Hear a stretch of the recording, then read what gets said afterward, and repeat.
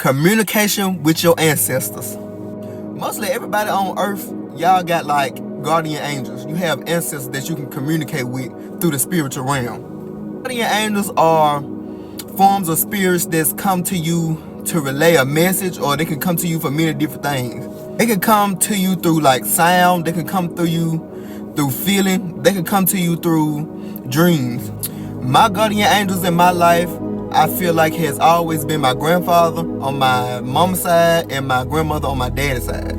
Now, before y'all go and get all crazy and winked out on me, I'm gonna tell y'all how I know it's real and how they communicate with me. My grandfather comes to me during the hard times in my life.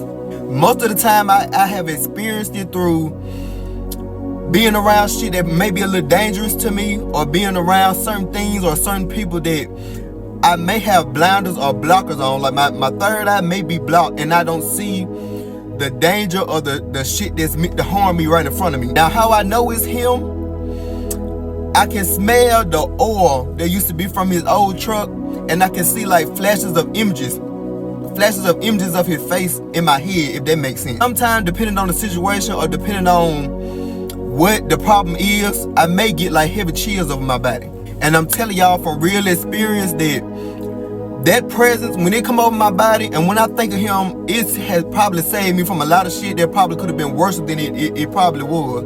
And that's exactly how it was in real life. A lot of shit that I probably got into, or a lot of things that I have gotten into, I wouldn't have gotten out of it if it wasn't for my granddad.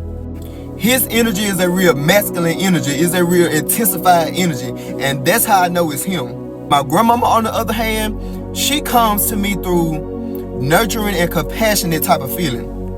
During times in my life where I've probably been depressed, or I've probably been going through some hard shit, I see flashes of her in my head, and I always see a butterfly no matter where I'm at. I could be outside, I could be strolling on my phone and see a picture of a butterfly, or I may get chills over my body, but it's not an intensified chill, it's a calmness to it. That is the feminine energy, and that's how I know that's my grandmama. I never get confused on the two, because I know the difference from a masculine energy and I know the difference from a feminine energy. You can tell the difference on earth, and you can tell the difference in the spiritual realm. Another way you can tell when your guardian angels are around, if you see repeated numbers like 111, 222, 333, 444, them are all angel numbers, and you call them angel numbers because you only see them when you're thinking about certain things, or when you contemplating certain things in your life. Them the only times you're really gonna see spiritual numbers, and if you see them your ancestors or your angels trying to communicate certain things to you. Maybe to tell you on the right path, or maybe to tell you to do something different. Just little messages there to show you that